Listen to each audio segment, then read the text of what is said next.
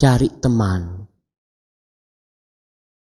Untuk istiqomah ini kita butuh sohib. Allah mengatakan, ya ayyuhalladzina amanu taqullah wa kunu ma'as sadiqin. Wahai orang-orang yang beriman, bertakwalah kalian kepada Allah dan bergabunglah bersama orang-orang yang jujur.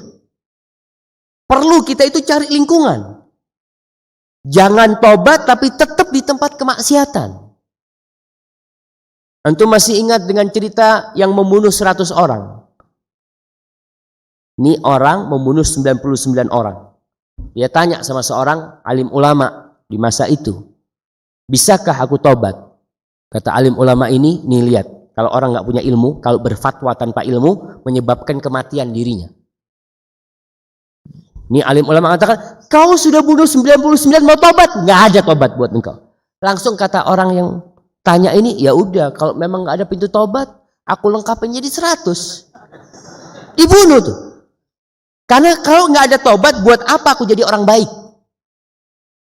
Aku tobat nggak diterima, ya aku tetap aja jadi orang nggak benar. Akhirnya jadi 100. Itu karena fatwa tanpa ilmu. Lalu dia datang ke alim ulama yang lain kasih nasihat.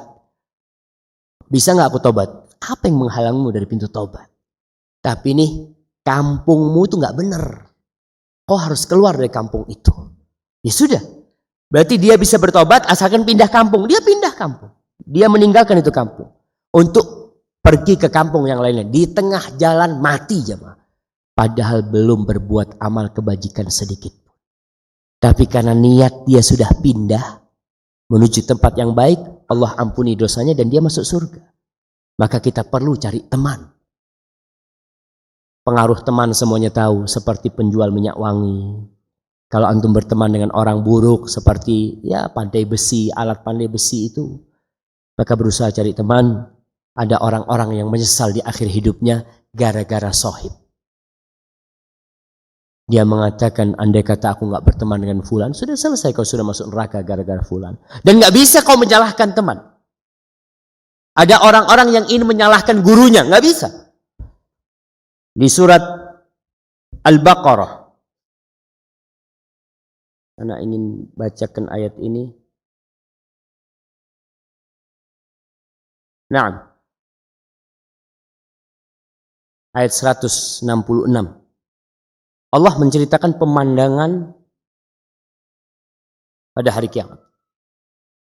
Dan mungkin sudah mereka hendak dimasukkan ke neraka.